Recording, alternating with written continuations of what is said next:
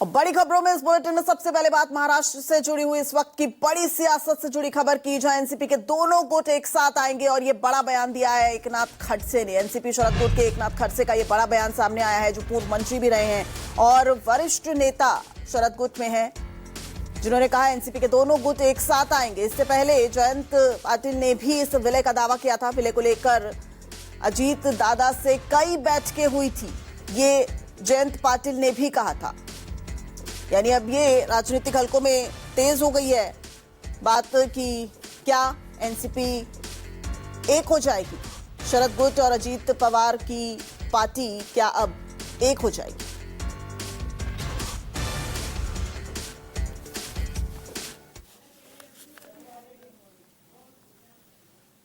दोनों राष्ट्रवादी साथ आएंगे। दोनों राष्ट्रवादी एक साथ आएंगे। साथ आएंगे। दोनों राष्ट्रवादी एक साथ आएंगे।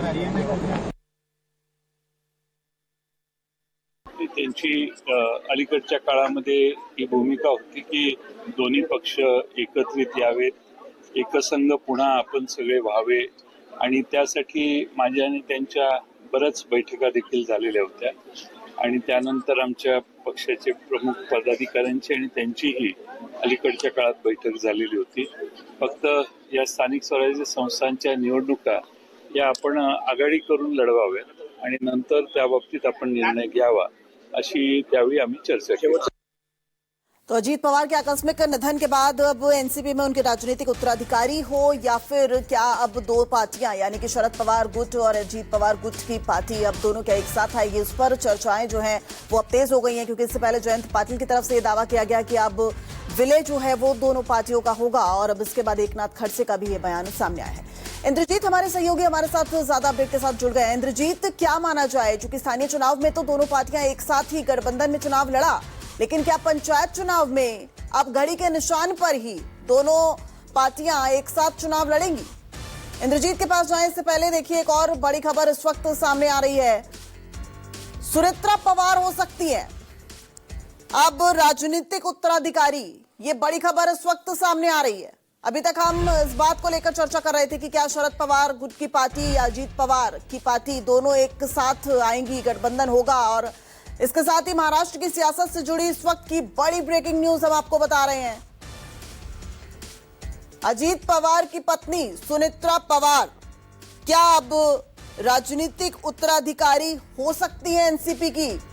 सुनेत्रा पवार हो सकती हैं विधायक दल की नेता। अभी तक इस वक्त कयास ही लगाए जा रहे थे, लेकिन न्यूज 24 पर आप सबसे पहले देख रहे हैं कि कल एनसीपी विधायक दल की बैठक होने वाली है और ऐसा माना जा रहा है कि सुनेत्रा पवार को चुना जा सकता है विधायक दल का नेता, और जो विधायक दल का नेता होता है वो ही उत्तराधिकारी माना जाएगा। इंद्रजीत हमारे साथ ज्यादा अपडेट के साथ जुड़ गए हैं। इंद्रजीत, दोनों खबरों को जरा डिटेल में समझाइए।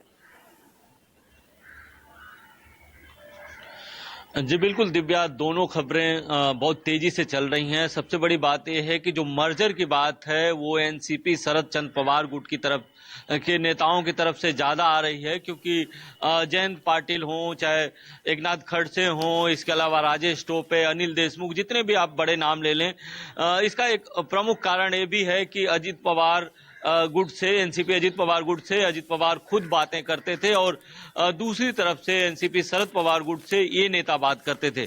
यही कारण है कि ये नेता एक एक करके खुल के सामने आ रहे हैं कि जिस तरह से पिंपरी चिंचौड़ और पुणे में दोनों पार्टियों का गठबंधन हुआ, उसके पहले से ही ये चर्चा थी कि दोनों एनसीपी एक साथ आ सकती है और इस बात के संकेत खुद अजीत पवार ने भी दिए थे। उन्होंने कहा था कि जो कार्यकर्ताओं की इच्छा होगी वो हमारी भी इच्छा है और हमारे परिवार में सब कुछ ठीक है, हमारे परिवार में कोई मतभेद नहीं है। लेकिन जो दूसरी तरफ की खबर है कि सुनेत्रा पवार विधायक दल की नेता हो सकती हैं, वो खबर ये है कि एनसीपी जो अजीत पवार गुट है उसके कुछ सीनियर नेता मुख्यमंत्री से मिले और मुख्यमंत्री से मिलकर ऐसी खबर है कि उन्होंने एक पत्र दिया और पत्र में ये मांग की गई कि जो डिपार्टमेंट अजीत पवार के पास थे वो सुनेत्रा पवार को दिए जाए।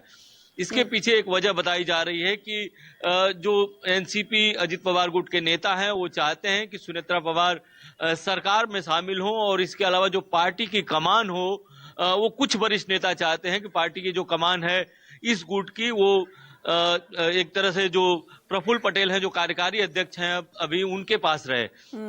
तो ये लेकिन दोनों खबरें चल रही जरा हैं। इस बीच इंद्रजीत बताया आपको यहाँ जाता पर है रोकूंगी क्योंकि मुझे पवार टेक्निकली समझाने की कोशिश कीजिए हमारे दर्शकों को कि अगर दोनों पार्टी का विलय होता है तो आप देखिए इंडिया जो गठबंधन है उसके साथ शरद पवार जुड़े हुए हैं और अजीत पवार महाराष्ट्र में सरकार के नुमाइंदे थे और सहयोगी हैं।